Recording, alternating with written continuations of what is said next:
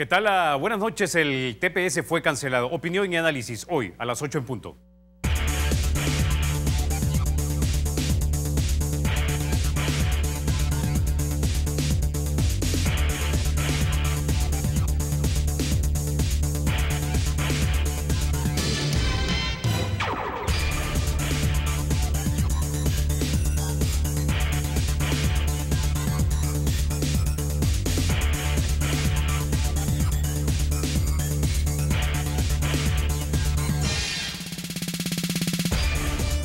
Bueno, sin mayor preámbulo, vamos a introducir esta noche a nuestros invitados. Esta noche nos acompaña el doctor José Miguel Fortín, exdirector de Medicina Legal. También nos acompaña mi querido Marvin Aguilar Umaña, él es catedrático de la Universidad Tecnológica, antropólogo cultural. Y también nos acompaña el doctor Álvaro Artiga, politólogo y miembro de la Academia de la Universidad Centroamericana José Simeón Cañas. Caballeros, bienvenidos a 8 en punto. Bueno, vamos a comenzar entonces con esto que ha sido catalogado por algunos como una prórroga y por otros simplemente por un periodo de gracia que nos han dado ahora que se ha cancelado el TPS. Quiero que pongamos en pantalla lo que tuiteó el presidente Salvador Sánchez Serén en su cuenta oficial de Twitter. El presidente dijo lo siguiente: esta prórroga del TPS es el resultado de numerosas acciones llevadas a cabo por diversos sectores que junto a la Cancillería de El Salvador desarrollaron una intensa y permanente gestión a favor de nuestros connacionales. Quisiera comenzar contigo, Marvin.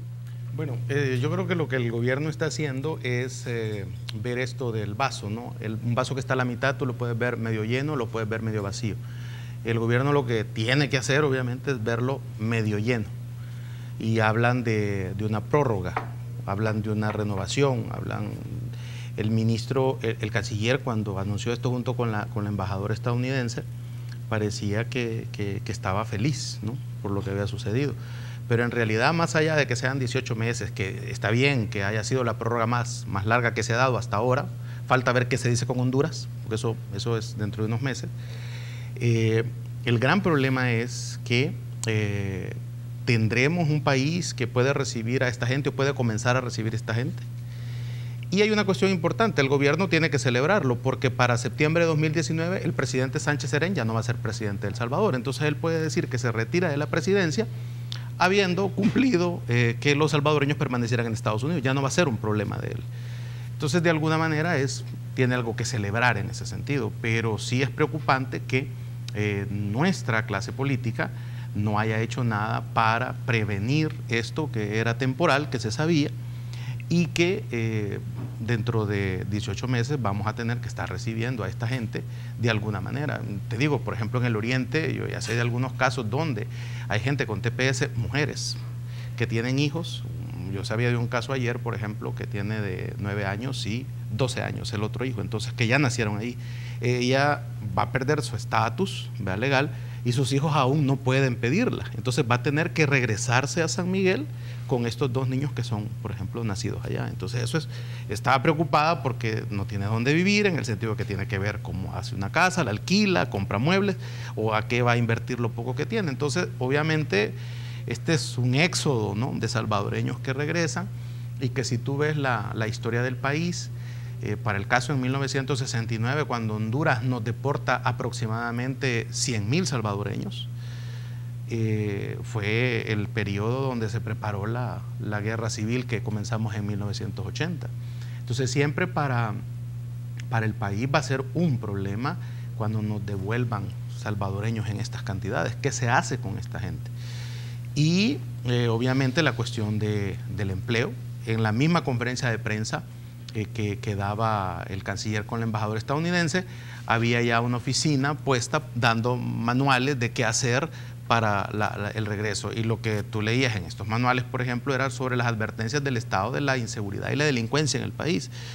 Pues como que no te anima mucho a quererte venir a El Salvador. Entonces, la salida, que es lo que vemos que el gobierno no dice, obviamente, porque no sería parte de la celebración que ellos tienen, es de que las salidas que le quedan a los salvadoreños allá o se casan con un estadounidense lo más pronto posible, o entran en la clandestinidad, ¿verdad?, o se regresan. Entonces son como las 3 opciones que le quedan a la gente allá, a esos 192.000, que no son, te diré, no son muy, digamos, cuando tú hablas con la gente allá, con diferentes organizaciones de inmigrantes, felices no están. E incluso hoy tuiteaba hace unos momentos el canciller que ya tiene una nueva congresista más, dice, para que se apruebe una salida a través del Senado estadounidense, pero hay que ser realistas. Por ejemplo, el DACA, y que se llevó al Senado, está paralizado y Donald Trump está condicionando apoyar esto de los Dreamers si se le dan los 18.000 millones para hacer el muro. Entonces eso es hasta cierto punto digamos inmoral por parte del presidente Trump, pero es la política real que se está viendo. Entonces que vaya a ir al Senado una ley que legalice a los 200.000 o 192.000 salvadoreños es difícil en 18 meses. Entonces, por supuesto que va a haber una situación difícil para ellos. Antes de meterle al diente, si nuestro país pudo haber hecho algo más o no, doctor Fortín, los estadounidenses tienen un dicho, o más bien una frase, un concepto, el political spin, básicamente una interpretación sesgada de un hecho para básicamente que sirva a tu causa. El otro día tuiteaba también a través de su cuenta oficial nuestro colega de Olimpia 33, Gerardo Mason, y decía, cuando te dicen que el 30 te van a despedir, no te están diciendo que te están extendiendo tu contrato hasta el 30, te están diciendo que te están despidiendo. Sí. Y ese es el ejemplo que yo iba a poner, el de Gerardo Mason, precisamente, porque realmente cuando te van a despedir te dicen, ok, llegaste hasta el día 30, pero ya te despidieron. Esta condición de estar suponiendo que nos han dado una prórroga, bueno, lo que sí estoy de acuerdo con el presidente de la República es en la mitad del Twitter que él puso, pues, porque dijo, muchos de nuestros partidos contribuyeron para que las cosas sucedieran así. Tiene toda la razón. Muchos de su partido contribuyeron para que las cosas sucedieran así. O sea, como dicen allá en mi pueblo, el niño llorón y la nana que lo pellizca, pues. O sea, pues no vamos a decir que el presidente Trump a su política ha sido pro migración y todo lo demás. No ha sido de esa manera. Y por el otro lado vienen estos y empiezan a gritar Yankees go home y ¿cómo se llama? Y queman la bandera de los Estados Unidos y viene el señor Handel a decir ¿cómo se llama? Que se metan el TPS por donde les quepa, que no sé dónde diablos puede caber. Es decir, todo este tipo de expresiones son expresiones de una doble moral tan inaudita, que era obvio que al final iba a suceder lo que nos está pasando. Hombre, dicen, es que nos han dado 18 meses, nos han dado 18 meses para irnos, eso es lo que ha pasado. Y hay que decirlo desde la otra perspectiva. A los hondureños les dieron 6 meses de prórroga para después tomar decisiones sobre lo que va a suceder. Esa sí que fue una prórroga, porque no le está diciendo dentro de 6 meses ustedes se van. ¿Y por qué los hondureños llegaron a los Estados Unidos en esto del TPS hondureño? Por un huracán que hubo en 1999. El Mitch. En cambio, nosotros estamos hablando de los terremotos del 2001, es decir, que si estuviéramos considerando por cuestiones del tiempo, pues todavía tendríamos 2 años más después de lo que han tenido los hondureños. No ha sido el caso. Entonces, para usted, doctor, no es coincidencia, digamos, que el presidente Juan Orlando Hernández, digamos, que ha sido tal vez más amigo de los Estados Unidos, por lo menos en declaraciones públicas, no haya sido una coincidencia que a ellos les dicen, vamos a ver en 6 meses si se los prorrogamos o no, y nosotros que, digamos, hemos tenido manifestaciones a través de funcionarios del gobierno y funcionarios del partido que han sido abiertamente en contra de los Estados Unidos. Pues sí, pero es que el presidente de los Estados Unidos lo que ha hecho es mantener una política congruente y coherente. Yo no estoy diciendo si es buena o mala, pero si uno está diciendo que el faro del gobierno de uno es Venezuela y tiene que ver con estas cosas, pues lógicamente uno también tiene que entender que toda acción genera una reacción.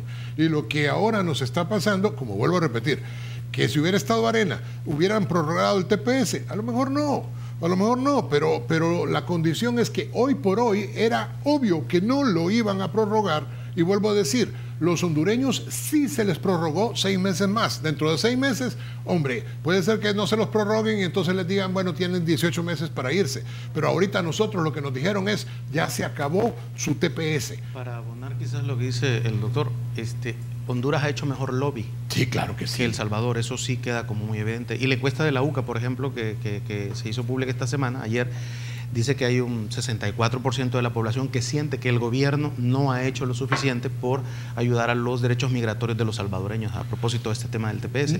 Entonces, yo podría decir que quizás, mira, los gringos se fijan mucho en eso, en cómo los tratás, ¿no? Y voy a decir una cosa que para mí me parece increíble, y es que nuestro embajador en Washington, por ejemplo, no habla inglés. Eso es increíble. ¿Cómo es posible que el gobierno de El Salvador tenga a la máxima representante allá, cuando eso, tú que has vivido allá sabes que una conversación con el jefe de gabinete del Departamento de Estado puede ser llevándola a su oficina a comer pupusas, pues, y explicarle eso para conseguir una cita con Rex Tillerson? A mí me parece increíble que el canciller nuestro no se haya reunido para nada nunca, o por lo menos públicamente no se ha hecho con el secretario de Estado estadounidense. Deja a un lado a Trump, que Trump en ese libro que se ha revelado hoy, Furia y Fuego, ya vemos que es idiota. Pero, por ejemplo, Mike Pence, que es el vicepresidente, que está calladito y en orden, porque posiblemente si lo mueven él va a ser el presidente, con él puede llegar. Pero para eso sí necesitas, y hay que decirlo, en este caso, pues Arena fue mucho más inteligente.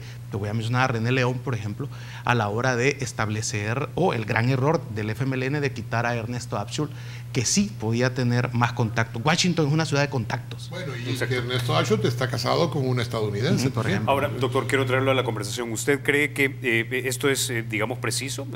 Después de todo, esto son opiniones. O si de repente esto es solamente la materialización de lo que ya el presidente Trump había venido anunciando cuando aún era candidato, que iba a ser durísimo con los inmigrantes indocumentados.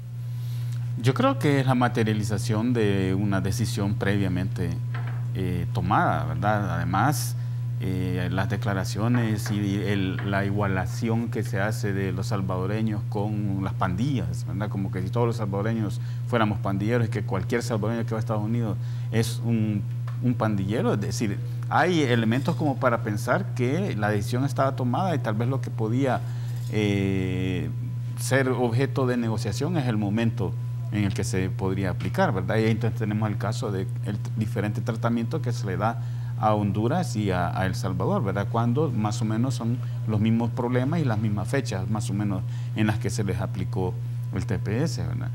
Ahora, el tema ciertamente para mí refleja un problema de asesoría, de comunicación política, de casa presidencial, ¿verdad? El texto, no solo el tuit del presidente, sino que el texto también que sale del Cancillería, ¿verdad? Y todavía hoy cuando venía para el canal escuchaba una cuña que tiene el canciller y siguen hablando de prórroga, ¿verdad? Entonces realmente yo creo que hay un problema de que no están sabiendo comunicar, o sea, porque podrían haber sacado ventaja, digamos, de este asunto si lo hubieran presentado como, por ejemplo, salvadoreños, el gobierno de los Estados Unidos ha cancelado el TPS, desgraciadamente no se ha tenido en cuenta el sufrimiento de la población salvadoreña, desgraciadamente no se ha tenido en cuenta, o sea, lo pudieron haber puesto como más dramática la decisión en lugar de estar tratando de quitarle el drama que implica para las familias que se van a ver afectadas, ¿verdad? O sea, yo creo que el enfoque pudo haber sido otro, no por esa vía, pero digamos es uno más dentro de una tradición de errores en la comunicación que salen de casa presidencial. ¿No le parece esto una tergiversación? ¿El qué? El decir que es una prórroga y no realmente un periodo de gracia y que se canceló. No sé si es una tergiversación, ¿verdad? Lo que creo que es una mala comunicación política. O sea, que buscan crear un impacto, pero no le sale. O sea, el objetivo en la comunicación del presidente es jalar apoyos, tener digamos, como un respaldo de la opinión ciudadana, pero no le sale. Entonces, para mí, es un error de comunicación, incluso puede ser error en las asesorías que tengan, y muestran una debilidad que ha estado permanentemente instalada en casa presidencial. Esas cosas incluso podrían haber sido expresadas no por el presidente, sino por el secretario de Comunicaciones. Ok. Ahora, ya se está empezando a hablar entonces qué hacer con de repente la gente que se va a venir para acá de regreso, que no creo que sean una gran mayoría. Yo creo que buena parte de los salvadoreños allá, que ya tienen familia, casa, hipotecas que pagar, etcétera, se van a quedar o van a ir a la clandestinidad o van a buscar legalizarse de alguna manera. Pero aquí ya se está hablando de lo que se puede hacer. El ministro de Hacienda nos comentaba el otro día aquí en 8 en Punto que de repente podían haber exenciones de impuestos para traerte todo lo que te tengas que traer de Estados Unidos, o de repente incentivos fiscales para que pongas tu empresa o para que compres tu casa. Esta tarde, la diputada Nidia Díaz junto a Karina Sosa presentaron proyecto de ley que básicamente le daría $1.500 a cada persona que regrese de los Estados Unidos. Yo creo que el problema es este. Ya tenemos un ejemplo de qué se hace con, digamos, las remesas y con cuando una comunidad tuya vive mucho tiempo fuera, que es el caso de Irlanda. Irlanda tuvo mucha migración hacia los Estados Unidos y el gobierno trató incluso que los irlandeses regresaran. Si quieres también hay un proyecto que inició Ecuador con el montón de ecuatorianos que vivían en España y que tenían que regresar en un momento dado por la crisis, porque empezaron a regresar cuando España entró en crisis. Entonces hay países que ya tienen ejemplos de qué se puede hacer. Yo no sé si darle dinero a la gente sea lo más adecuado, porque el salvadoreño cuando se va a Estados Unidos, si le toca limpiar sanitarios, lo hace. O sea, el salvadoreño no ha llegado a pedir dinero a Estados Unidos, ha llegado a trabajar, o sea, se van de aquí por falta de trabajo. Entonces lo que el anteproyecto debería de considerar es, por ejemplo, zonas especiales para que ellos vengan y pongan sus negocios. Estoy hablando de dónde es la mayoría de gente de inmigrantes de este país. Son de La Unión y son de Morazán, son del oriente del país. Estos departamentos siguen siendo todavía los más pobres del país.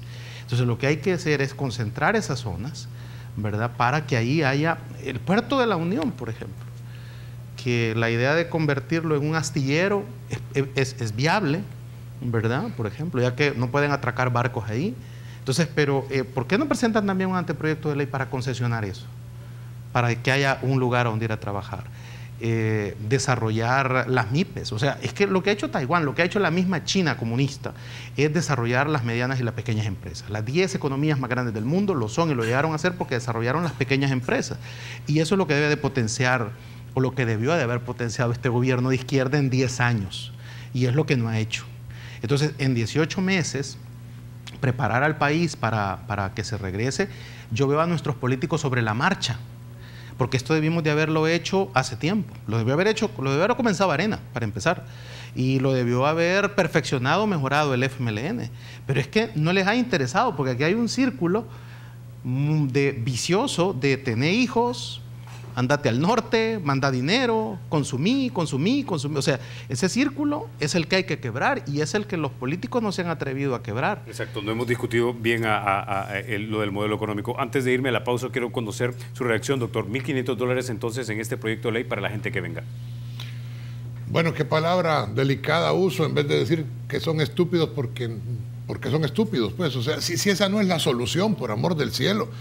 Y en primer lugar, ¿de dónde vamos a sacar dinero? Otro impuesto. O sea, ¿qué? ¿Otro impuesto? ¿En serio? ¿Otro impuesto? Vamos a levantar todos la manita para aprobar otro préstamo que no vamos a poder pagar porque no tenemos de dónde pagar ya las cosas. No puede ser eso, por amor del cielo. ¿Qué nos está pasando? Es que estamos llegando al punto de la torpeza supina, es decir, de la cúspide de la torpeza.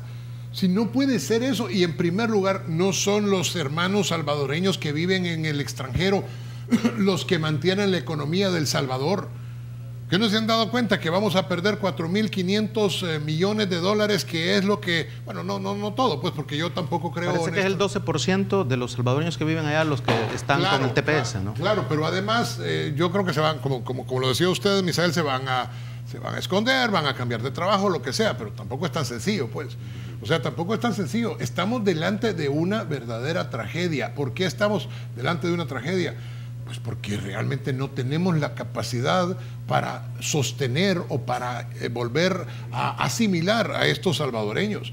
Hombre, digámoslo de esta manera. Este es un país en donde 7 de cada 10 muchachos confiesan abiertamente que quieren irse a trabajar a otro país al terminar la universidad.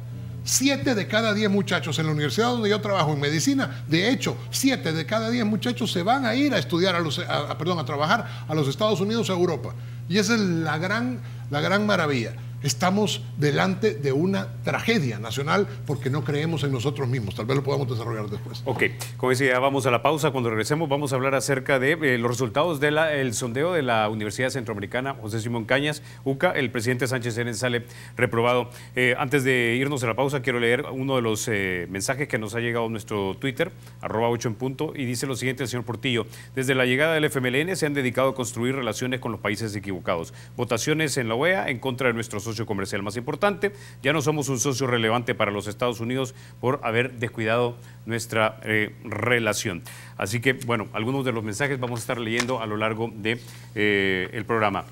Bueno, antes de irnos, entonces, quiero contarles lo siguiente. Para que nunca cambie lo mejor de El Salvador, nosotros estamos cambiando por ti. Este segmento es presentado por Banca On, de Banco Agrícola. Múltiples soluciones digitales para que haga sus transacciones en el lugar y el momento que usted lo necesite. Pausa.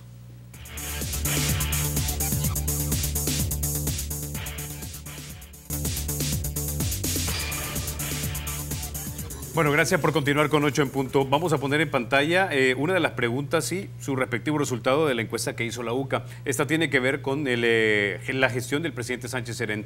La pregunta decía lo siguiente: ¿cómo está gobernando el presidente Sánchez Serén? ¿Bien o mal? Mal, 67,1%. Bien, 16,4%. No sabe, 1,2%. Ni bien ni mal, 15,3%. Doctor Artiga. Bueno, ese es un reflejo, digamos, de la opinión de los encuestados, evaluando, en este caso, la gestión del presidente, diciéndole que lo está haciendo mal, ¿verdad? 60 y tanto %. Y que continúa en la tendencia que desde que llegó el presidente, ¿verdad? No solo esa, sino la evaluación, la calificación que le ponen, los niveles de confianza, la expectativa del futuro. Digamos, es un escenario adverso al presidente, adverso al partido, de cara prácticamente, si la encuesta es de fin de año, estamos a 2 o 3 meses de que se hizo la encuesta, unas elecciones, ¿verdad? Eso debería ser como para realmente preocuparse, ¿verdad?, en el partido, ¿no? Yo creo que el presidente ya, todo esto ya le resbala, ya está tan curtido de evaluaciones negativas, de comentarios negativos ante él, que no le va a poner atención, va a decir, sí, pues nosotros tenemos nuestras encuestas, sí, pero, y hay otros que además les hablan al oído, ¿verdad? Y le dicen, no, todo lo estamos haciendo bien. O sea, que hay también una especie como de no querer ver, ¿verdad? Yo creo que esa opinión le está mostrando, y debería ser un dato que le haga tener más cuidado en cuando él habla, ¿verdad? Porque muchas de estas cosas luego son utilizadas en una campaña que también ha sido permanente. O sea, también hay que considerar que desde que llegó el Frente, no solo en este periodo 2014, sino que desde que llegó el Frente con Funes en 2009, la campaña de Arena ha sido que los del Frente son incapaces, permanentemente, ¿verdad? O sea, se juntan mala gestión y una campaña del partido de oposición Arena que dan como resultado ese tipo de percepciones. Ahora, pero doctor, ¿no será que Casa Presidencial de repente tiene una mala estrategia de comunicación y que realmente lo bueno que hace el gobierno no lo sabe la mayor parte de la población? Yo creo que, como le decía en mi intervención anterior, hay parte de una mala comunicación desde que llegó el presidente, ¿verdad? Y yo no sé si es que no le toman importancia, si es que creen que la comunicación no es importante, ¿verdad?, para la gestión, como apoyo a la gestión política, o no tienen gente capaz, preparada para esto. Yo no entiendo por qué han tenido una mala gestión de la comunicación política en este gobierno, desde el principio. Ok, hay dos, digamos, como áreas que son claves para la mayoría de salvadoreños, que son básicamente seguridad y economía. En este país, 56,000 jóvenes entran al año a la fuerza laboral, o deberían entrar a la fuerza laboral, pero se han creado solamente 5,000 empleos aproximadamente. Y por el otro lado, a pesar de que ha habido, si mal no recuerdo, un 25% de reducción en los homicidios de este año con respecto al anterior, buena parte de la población no percibe como que eso realmente es una gran mejoría. Es como que si hubiera sacado 2 de nota en el anterior examen, y el siguiente examen sacas 3 de nota y dices, bueno, pero es que mejoré porque pasé de 3 de lo que tenía, que era 2. Yo creo que una de las cosas que debió haber hecho un gobierno de izquierda, si no se iba a meter a cambiar el sistema económico, ¿verdad?, porque su economista no le hacen caso que Salvador Arias, ¿no?, por ejemplo, y le tienen miedo a lo que le dice, quizás a lo que debe haberle apostado es a la educación. O sea, tampoco se metieron a reformar el sistema educativo. El sistema educativo salvadoreño es malo, necesita reformarse, pero no le metieron digamos, a materias como arte, materias como historia, O sea, es decir, las matemáticas. Que cuando tú ves los países que han salido de la pobreza, que estaban igual o peor que nosotros, lo han hecho por tecnología, o lo han hecho por educación, o lo han hecho por el crecimiento económico. Entonces, nosotros no supimos en estos 10 años a ellos a qué le apostaron. Si nos íbamos a ir por el crecimiento económico, por la tecnología o por la educación, no supimos qué era. Entonces, y eso hubiera sido, y para eso no necesitas mayoría calificada en la Asamblea Legislativa, necesitas saber qué es lo que vas a hacer. Y ahí tú ves el problema que tenemos con la cuestión de crear empleos. ¿Qué es lo que dice el informe del Fondo Monetario Internacional sobre la mano de obra salvadoreña? Dice que tenemos una mano de obra con limitaciones, ¿verdad? Entonces, eso significa que nosotros necesitamos apostarle a las matemáticas. El país necesita más ingenieros, ¿verdad? Entonces, pero no le apostamos a eso. Entonces, no había hacia dónde llegar. Entonces, hay un error en el FMLN, ¿va? Que es, démosles $1.500 a los que vienen deportados. Démosles 1.500, o sea, como que si nosotros fuéramos Dubái, pues que tenemos petróleo, que los países petroleros pueden decir, Arabia Saudita puede decir, mando a construir mezquitas por todo el mundo, pero se lo sacan del petróleo, pues nosotros ¿dónde lo vamos a sacar? Entonces, no le apostaron a eso. El problema de la delincuencia, que es recuperar los territorios, ¿verdad? Tampoco tienen una política clara en eso, o va muy lenta.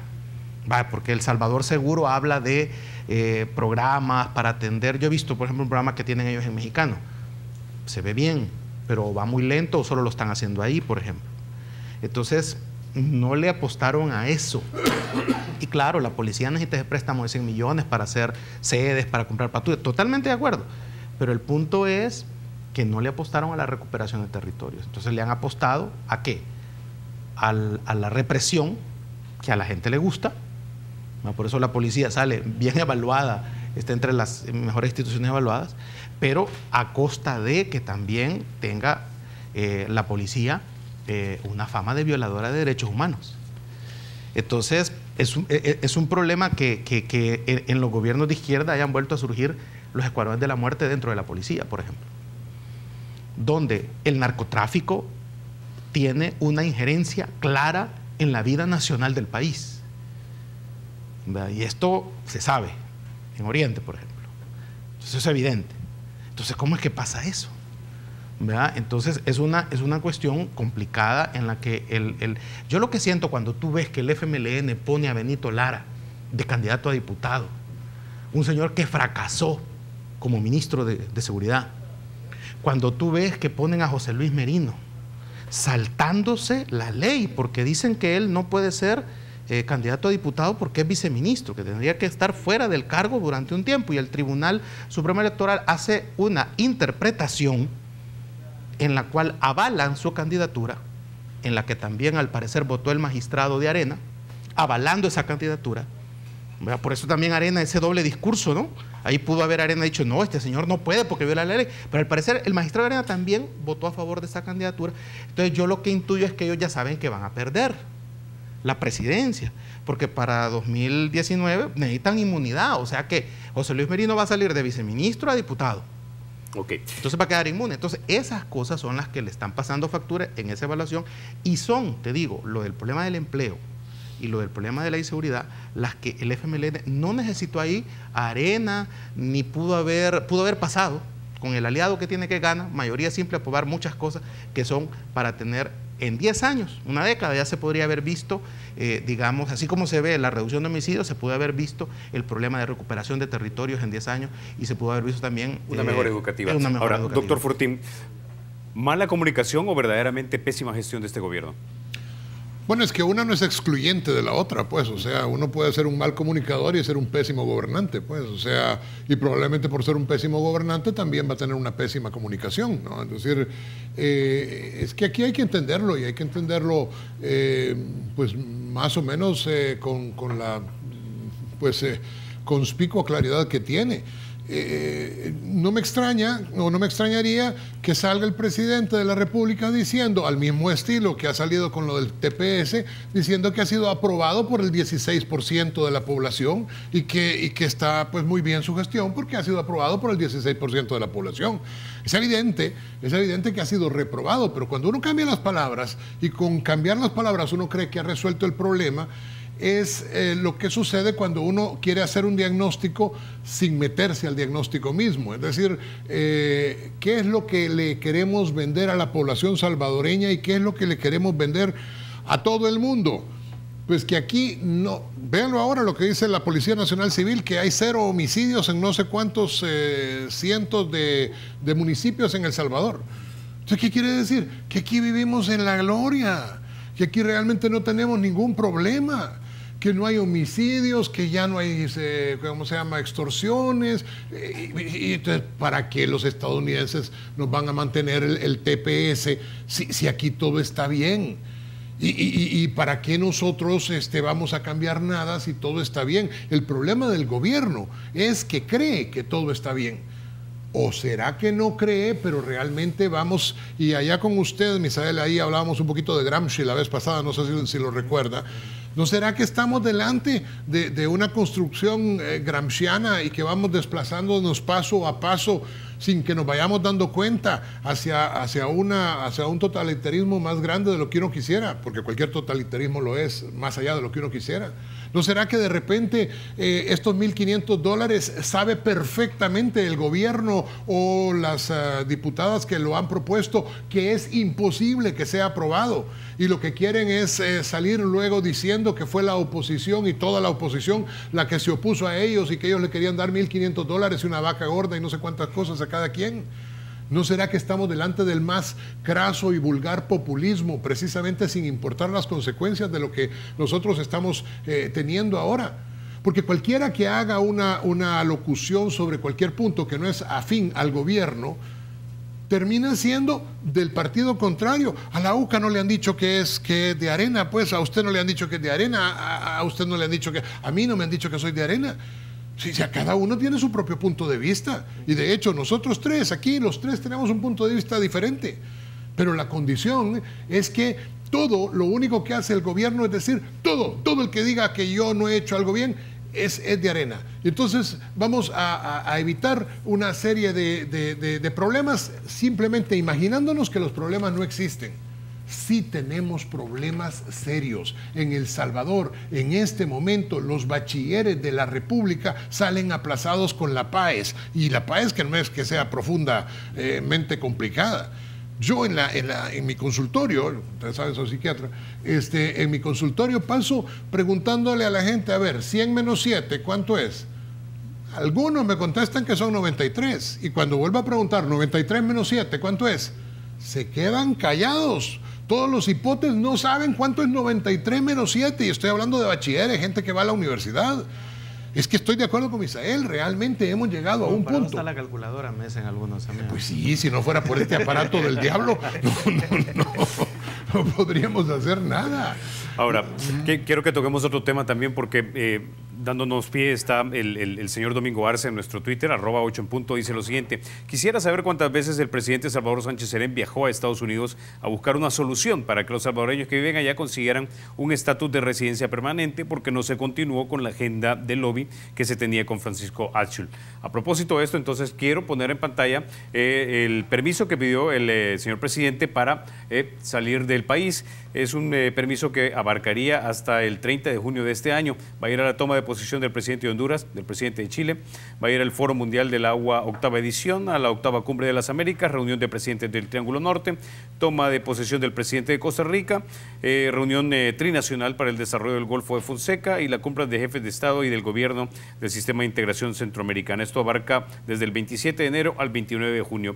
Hay que mencionar que ya la Sala de lo Constitucional había ordenado en 2016 que el presidente de la República debía pedir permiso cada vez que viaja y debe apersonarse a la Asamblea por cada vez que haga una misión fuera del país. Doctor Álvaro Ortiga, esto me recuerda un concepto que usted ha acuñado, que es el de régimen híbrido. Claro, es el tema de no querer ser controlado, evitar los controles de aquellas instituciones que para eso están, para el control de los funcionarios. Ese mecanismo de que el presidente vaya a la asamblea es un mecanismo de control, ¿verdad? Pero eso de pedir permiso para un periodo largo y poder hacer todos los viajes que puedan salir es una forma de evadir el control y muestra por lo tanto un patrón que, claro, en el caso de los funcionarios y del presidente, como están ante la pantalla, están en la vitrina, parece sí chocante, ¿verdad? Pero en realidad es un patrón, yo diría, generalizado en la sociedad salvadoreña, la de saltarse las normas, la de no querer ser controlado.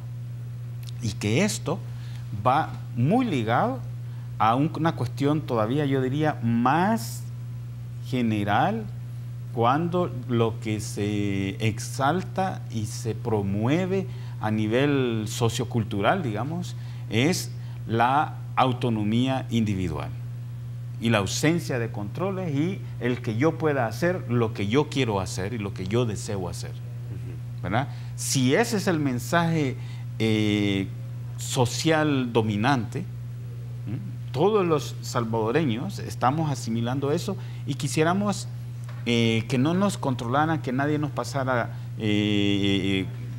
nos hiciera preguntas de qué es lo que estamos haciendo.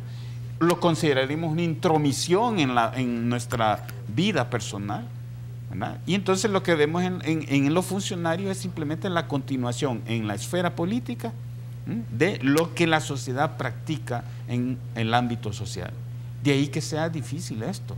Si una de las cosas positivas que podría tener una deportación importante de salvadoreños que vienen de Estados Unidos es la posibilidad de innovar socialmente en la medida en que sea gente que ha conocido el funcionamiento diferente de las instituciones llamadas democráticas.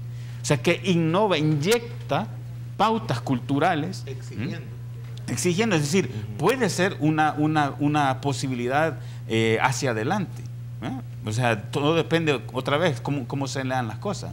Pero, digo, eso no solo va a ser del presidente, lo podemos preguntar lo mismo de los diputados. Si los diputados a veces no se han detenido en cosas que han hecho, a veces se han detenido en cosas que han hecho porque ha habido control de la opinión pública. Los medios tal vez han jugado un papel importante, ¿verdad? Pero lo mismo haría cualquier otra institución, no solo política, no solo pública, sino yo pienso que también instituciones sociales, empresarios también, digamos, tienen metido, porque yo creo que esto desde pequeño se nos va formando en esa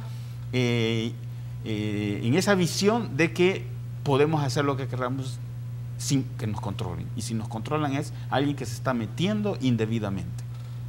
Doctor Fortín, su valoración es en este punto, porque nosotros también, si bien ahora estamos ya en plena campaña para diputados, vimos que algunos diputados empezaron a hacer campaña antes de que iniciara el periodo. Vimos, por ejemplo, 3 o 4 candidatos del partido Arena. Es decir, esto no es exclusivo de un solo partido. No, estoy totalmente de acuerdo. Pero sobre todo fueron las personas que quieren ser presidentes de la República, pues. O sea, estos son todavía peor, porque ni siquiera estamos en el periodo de inscripción ni de nada que ver con los candidatos a la presidencia de la República. Por lo tanto, a mí me ha parecido, y lo he dicho francamente, como suelo hablar siempre, que es una verdadera grosería estar, además una gran tontería para parte del mismo partido político en cuestión, estar hablando de los candidatos a presidencia cuando tendrían que estar hablando de los candidatos a diputado. Ahora ya empezaron las candidaturas a las diputaciones. Todavía falta el periodo para que haya publicidad a los candidatos a las alcaldías, que creo que empieza en febrero, ¿verdad? Es decir, sí, es un mes. Más o menos. Entonces, es lógico que si lo hablamos de un lado, lo hablemos del otro. Es que el problema acá es que hay una impunidad tan galopante en toda nuestra república sobre cualquier condición, que pareciera ser que si lo que decimos sobre un grupo parlamentario o un grupo político es de mi grupo político, entonces las cosas están bien. Y si es del otro grupo político, entonces las cosas están mal. No, si lo que es malo siempre, y lo que es bueno siempre. Es decir, no podemos hablar de que es más o menos honrado. Vuelvo a repetirlo, no se puede decirle a alguien que está más o menos embarazado, o embarazada en este caso, no que yo sepa, todavía no hay embarazados, ¿verdad? Pero o a lo mejor si hay alguno, uno nunca sabe estas cosas de la ciencia, ¿verdad? Pero realmente... in vitro todo es posible. In vitro todo es posible, la cosa es cómo va a salir el niño. Sí, claro, ¿no? claro. Sí. Bueno, la cuestión entonces es que realmente estamos delante de un país que tolera cualquier tipo de acto impune. Y entonces, así lo mismo, antes era, por ejemplo, prohibida había una ley que decía que no se podía tener tal polarizado. Hasta el día en que los diputados dijeron, ¿y a mí quién me va a pagar el polarizado de mi carro? Ese día se acabó la ley del polarizado. Y esto es una tontería si ustedes quieren, pero eso es lo que pasa todos los días en El Salvador. Todos los días en El Salvador, por ejemplo, vámonos del otro lado porque hay que ser justo. Lo que estaban hablando ustedes hace un rato, el viceministro de no sé qué, el señor... promoción de la inversión. Pues sí, no sé de qué porque se inventaron la cosa, el señor Merino. Si es que el señor Merino está siendo investigado hasta por condiciones propias. No estoy diciendo que sea culpable, estoy diciendo que está siendo investigado hasta por condiciones propias de narcoactividad por los Estados Unidos. ¿Cómo es posible? ¿Cómo es posible que aquí haya una impunidad absoluta? ¿Cómo es posible que pasen a esta persona que están investigando los Estados Unidos de viceministro de las monedas de dólar a ser ahora diputado? ¿Cómo es posible que él también haya comenzado con la campaña hacia las diputaciones antes del tiempo? ¿Cómo es posible que aquí a nadie se le diga nada? ¿Cómo es posible que las cosas pasen y aparentemente a nadie le importe? Por eso es que existen, y entonces vienen las personas y dicen, no, pues es que aquí hay un montón de opinadores que no hacen nada. Pues lo único que hacemos es lo único que podemos hacer. Yo estoy, igual que mis compañeros de panel ahorita, pues dando la cara y exponiéndonos todos a que nos caigan cualquier insulto de cualquier troll de estos que todos los días aparecen. Pero diciendo las cosas como las creemos, vuelvo a repetir, puede que no estemos de acuerdo, pero no importa eso, lo que importa realmente es entender que todavía vivimos en un estado democrático, incipiente democracia que tiende a disminuir cada día hasta que termine desapareciendo. Y eso, mi preocupación ahorita tiene que ver con las elecciones de diputados y alcaldes. Las elecciones de diputados y alcaldes me parece que es una tontería de arena estar adelantando, entre comillas, la elección de presidente, porque ahorita la elección de diputados y alcaldes es la que va a elegir a la Fiscalía General de la República y la que va a elegir a la Corte Suprema de Justicia, y ahí reside las últimas bases de nuestra República independiente.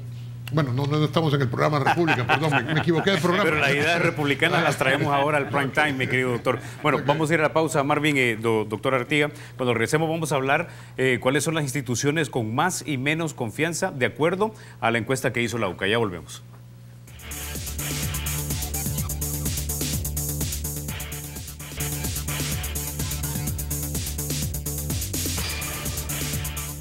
Bueno, gracias por continuar con 8 en punto. Doctor Artiga, hablemos entonces ahora de las instituciones que tienen más y menor confianza en nuestro país de acuerdo a la encuesta de la UCA. Quiero que pongamos en pantalla básicamente quiénes son los 5 primeros y quiénes son los 3 últimos. Lo vamos a decir. Si las 2 iglesias principales, cristianas, católica y evangélica, suman un 60,6%, 62,6%. Pero hablemos de los últimos 3 lugares. Los partidos políticos tienen un 3% de confiabilidad, seguido en penúltimo lugar por la Asamblea Legislativa, que tiene un 3,7% de credibilidad, y esto fue nuevo, según nos dijo Janet Aguilar del IDUCA, el Tribunal Supremo Electoral está en el antepenúltimo lugar con el 4,9% de credibilidad. Doctor Artiga. Esos datos que aparecen abajo, los niveles de... Ahí está en positivo, ¿verdad? Mucha confianza, ¿verdad? Pero mucha confianza, tener pocos niveles de mucha confianza puede leerse también en términos negativos, ¿verdad? Es poca gente la que confía en las 3 instituciones que son protagonistas del evento electoral de marzo, del 4 de marzo. ¿Verdad? Es decir, que los partidos y la asamblea estén en los últimos lugares, eso ha sido de años, y no solo aquí en El Salvador. Congresos y partidos políticos son las instituciones que suelen tener los más bajos niveles de confianza en cualquier país, yo me atrevería a decir, del mundo mundial, ¿verdad? Pero que además... ¿Del mundo mundial? ¿Cómo mundial. Hablando en lenguaje.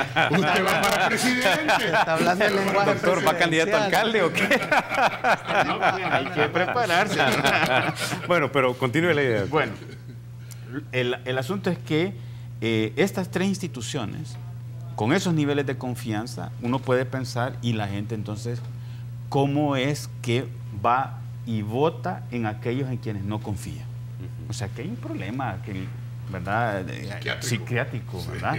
Sí, la gente está votando por quienes no confía. Uno puede pensar, ¿usted le confiaría el destino de su casa a alguien en quien no confía? Sí, claro, sí, tiene lógica. Y sin embargo, eso es lo que termina ocurriendo. ¿Por qué? La mitad de la población termina votando por aquellos en los que no confía. O sea, aquí hay algo que no encaja, ¿verdad? O sea, primero es que las tres instituciones que son protagonistas tienen una baja confianza. Eso es preocupante de cara a 57 días o 53 días de las elecciones, ¿verdad? Eso no se va a recuperar y puede indicar unos niveles mayores de ausentismo, como suelen decir aquí, ¿verdad? Es decir, que la gente no vaya a votar, ¿verdad? Que crezca la cantidad de personas que no van a votar. Y que la decisión de cómo se conforma la asamblea y cómo se conforman los consejos municipales, la asamblea que va a tomar estas otras decisiones posteriores, queda en un grupo más reducido, ¿verdad? Pero por otra parte está esta como, no sé, para mí es como una enfermedad social, ¿verdad? De confiar los destinos del país, confiar la legislación que nos afecta a todos en unas instituciones en las que no creemos, en las que no confiamos. Mientras esto se mantenga así, yo creo que digamos, esto va a seguir empeorando. Lo que no sabemos es dónde está el fondo de este asunto, hasta dónde aguanta el asunto. Hay que esperar. Pero no se ve, los nietos no se ve, digamos, una posibilidad de cambio, de salir de esto. Entonces yo creo que esa información sobre la poca, bueno, en este caso la mucha confianza, ¿verdad? Los bajos niveles de mucha confianza deberían ser preocupantes si es que acaso les importa a los partidos, a los diputados y al tribunal. Ahora, Marvin, también la encuesta de la UCA te dice que, si mal no recuerdo, un 60% de la población está poco interesada en este próximo proceso político que vamos a tener en marzo. Pero digamos, y hablemos, o sumémosle estos datos: Asamblea Legislativa 3,7%, tiene mucha confianza; partidos políticos 3%. Y quizás la gente... y los políticos tal vez creen que la gente no está poniendo atención, pero sí pone atención. Es decir, cuando se trata del uso de los recursos, a mucha gente seguramente le irrita los sueldos de los diputados, los bonos de los diputados, la cantidad de empleados que tienen los diputados y en lo que se gastan el dinero los diputados. O de repente, incluso en sus acciones legislativas, cuando reforman una ley de extinción de dominio que, a la luz de la opinión de mucha gente, es para combatir la corrupción. Sin embargo, le dan cortapisa de tal manera que sea menos efectiva. ¿Será por esto que la gente tiene muy poca confianza en partidos políticos y en la Asamblea? Yo saco tres lecturas de esta encuesta de la UCA en eso de las instituciones, de la confianza en las instituciones. La primera es que el FMLN va a perder estas elecciones de diputados. Esa es la primera lectura que saco, por los grados de confianza que tiene ahí. La otra es que, si tú te fijas, los cuatro últimos lugares son los partidos políticos, la Asamblea Legislativa, los empresarios y la Corte Suprema de Justicia. Sí. Y esto es una lectura para arena, porque si los partidos políticos están en último lugar compartiendo los empresarios esos últimos lugares, eso habría que preguntarse si la población quiere a un empresario de presidente. Ojo, ojo. Y lo otro, la tercera lectura que saco yo de esa encuesta es que va a haber segunda ronda electoral en la que se la van a disputar Nayib Bukele y Arena. Eso es lo que nos dice esa encuesta, ¿no? Porque incluso cuando le preguntas el sangrado de votación que va a tener el FMLN, es un 74% que te dice que la expulsión de Nayib Bukele del FMLN le va a costar un sangrado político en estas elecciones de diputados. Interesante. Y ves el caso, por ejemplo, como Nayib Bukele, que es el análisis que hacíamos para República el año pasado, que Nayib Bukele no tiene partido político, pero sale alto en las encuestas. Según esta encuesta de la UCA, el 60% de la población lo soportaría con sus votos. Exacto, ¿no? Pero el 62% de la población no quiere diputados no partidarios. Entonces, ellos que están en el juego, es una contradicción interesante, para sumar lo que decía el doctor Artiga, que la gente está en contra de los partidos políticos, pero votaría mejor por candidatos de los partidos políticos y no por candidatos no partidarios. Entonces, lo que se saca de esa encuesta es que la gente no quiere que desaparezca Arena y el FMLN, quiere que cambien, quiere que pongan nuevos rostros, quieren que sean más democráticos. Creo que la gente les está dando bastante tiempo, que en respuesta a lo que usted decía, doctor, para ver si cambian. La gente no quiere que desaparezcan, porque esas dos fuerzas, izquierda y derecha, pues sí, es esa dicotomía que tenemos desde la fundación, monárquicos e independentistas, liberales, conservadores, comunistas, capitalistas, y hoy derecha, izquierda, Arena, FMLN. O sea, es una dicotomía que la tenemos. Entonces, lo que deben de hacer los partidos políticos es democratizarse. Nosotros hablábamos antes de entrar al programa, ese debate que no existe en Arena, y que de repente cuando disentís en algunos puntos, en algunos ya sos traidor o no estás dentro de esos valores de Arena. Eso debe de terminar, porque los valores de un partido político, los valores de la derecha son consensuados, no son impuestos por una de las alas que puede predominar en un momento determinado en un partido político. Entonces, la lectura que saco yo, es esa. Y hay mucha gente que cuando ve estos números, que dice que va a ganar Arena, las diputaciones se alegran, pero se enojan cuando esa misma encuesta dice que Nayib Bukele puede ganar la presidencia. Muy por el contrario, y empiezan a atacarlo, cuando yo creo que el mejor ataque a Nayib es no en las debilidades, porque la gente, o sea, sabe las debilidades que tienen nuestros políticos, y la gente pasmada no es, saben, y lo apoyan a pesar de esas debilidades. Entonces hay que atacar las fortalezas, ¿verdad? Porque ese es su fuerte. Entonces, y ese le genera un debate interesante a la hora de proponer, porque hay mucha gente que empieza a exigirle, por ejemplo, a Nayib Bukele, que no habla de seguridad, no habla de las maras, no habla de empleo, no habla de esto, pero tampoco los otros lo están haciendo. Entonces no le puede exigir a uno lo que los otros no hacen. Okay. Entonces, por cuestión de tiempo tengo que ir con el doctor Fortín, y me llamó la atención lo que dijo Marvin, y es lo siguiente, que de repente la gente no cree en los políticos, pero da la impresión que sigue creyendo, renuentemente tal vez, en el sistema de partidos que tenemos.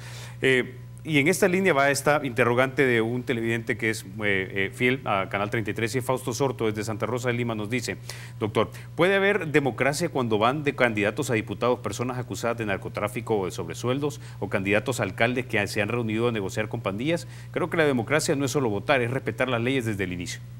No, por supuesto que es así, pero también está en nosotros hacer algo, vuelvo a insistir en ello. Es decir, aquí hay una serie de movimientos que dicen que no hay que ir a votar, por ejemplo.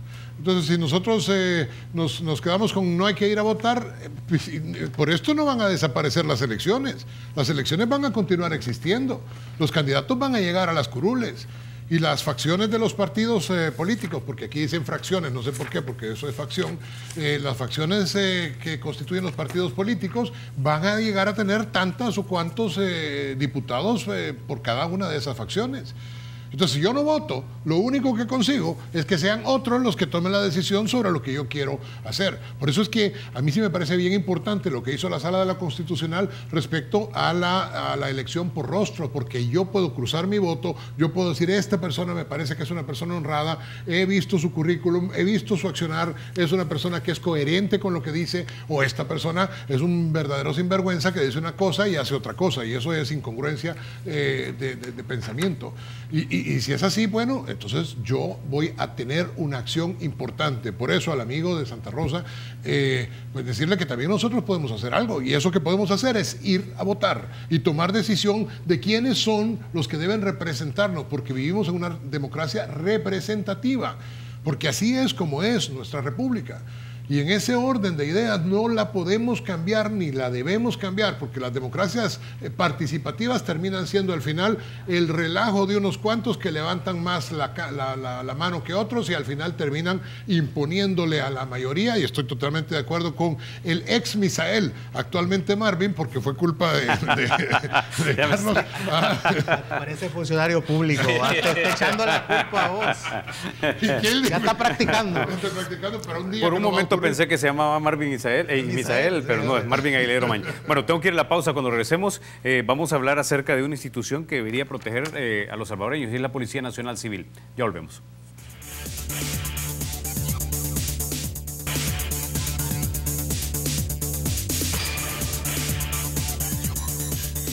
Gracias por continuar con 8 Punto. Quiero que volvamos a poner en pantalla la tabla que nos muestra la confiabilidad de las distintas instituciones del Estado. Quiero hacer mención de la Policía Nacional Civil, que se encuentra en el lugar número 6, con 16,2% de mucha confiabilidad. Y quisiera comenzar con usted, doctor Fortín, porque en las últimas semanas nos hemos informado acerca de algunos casos trágicos, como la muerte de un agente, ¿verdad?, que no solamente era golpeada por su novio estaba alcoholizado. Luego tenemos otra gente a principios o a finales de noviembre que se quitó la vida en el occidente del país. Luego tenemos también un oficial de policía que murió intoxicado luego de beber, básicamente hasta morir, en la ciudad de Lourdes. Entonces, usted siendo psiquiatra, y quizás esto un poco aventurado, pero ¿no cree usted que muchos de nuestros oficiales de policía, a pesar, digamos, del silencio institucional, están padeciendo de estrés postraumático y debido a la constante angustia que les despierta el que sus familiares y ellos mismos estén amenazados en esta lucha contra la delincuencia? No, claro, sí, mi opinión es que no solo estrés postraumático, porque el estrés postraumático se define e inicia en el tiempo, pero también después de un periodo o se convierte en depresión, o se convierte en psicosis, o se convierte en un fenómeno adaptativo o neurótico de otro tipo. Lo que pasa es que ahora, lo que decíamos hace un rato, no me acuerdo si en cámaras o fuera de cámaras, sobre la desesperanza, es lo que a juicio mío está afectando al salvadoreño. No es la sensación de opresión y la esperanza en poder libertarse de esa sensación de opresión de las maras o de la violencia o del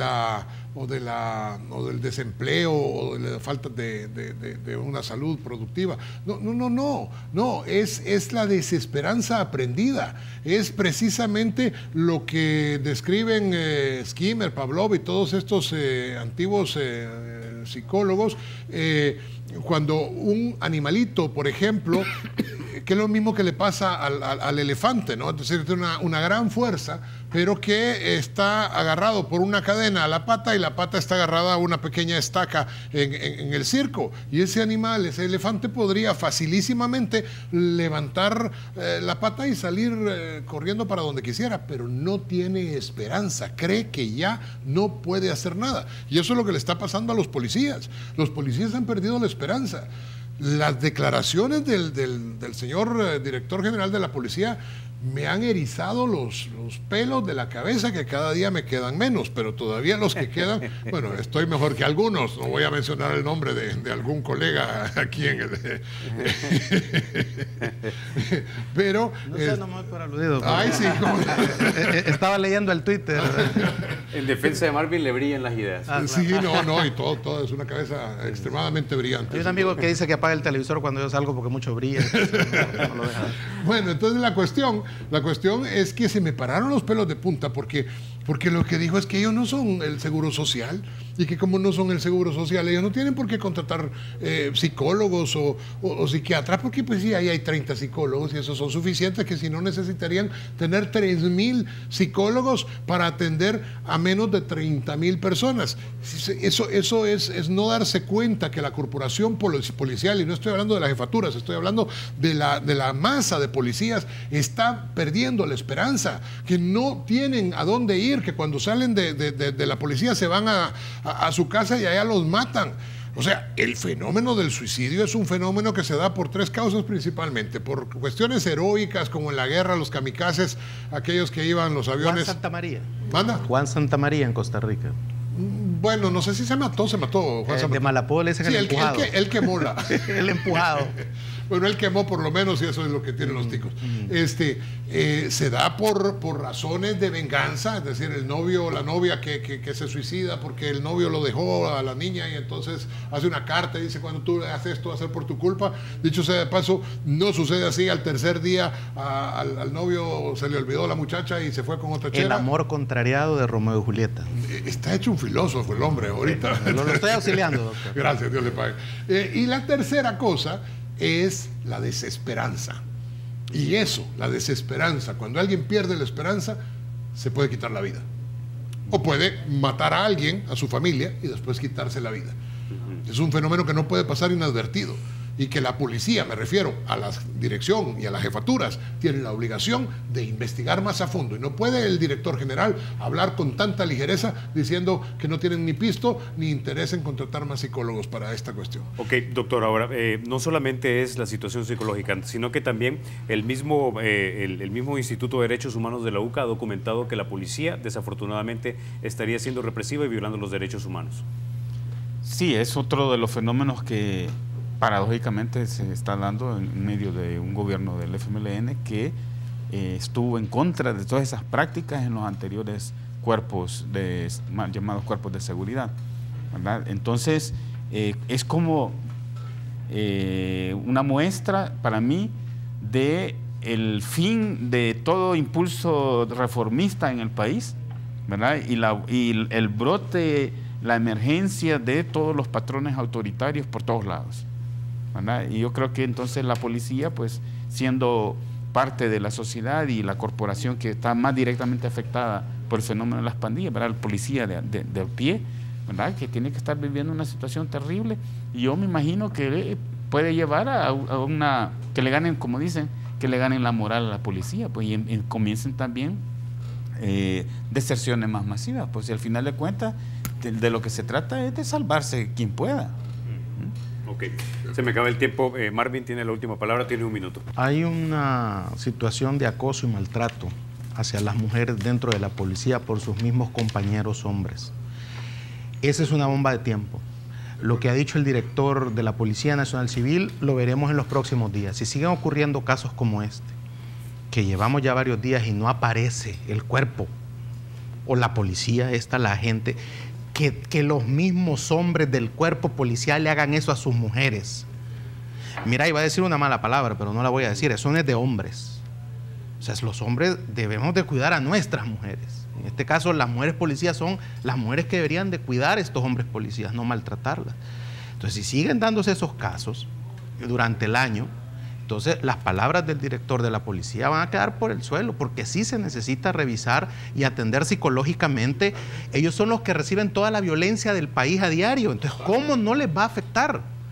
O sea, es irresponsable. Si se necesitan 3,000 psicólogos, pues hay que tener esos 3,000 psicólogos a la mano. No debe de ser una limitación, porque si eso le hicieron a su agente, a esta muchacha que la han desaparecido, ¿te imaginas lo que nos pueden hacer a nosotros? A vos, a mí. Es que eso es lo que no debería de venir de un director, de una policía, de un gobierno de izquierda. Eso sí es totalmente sorprende y da miedo.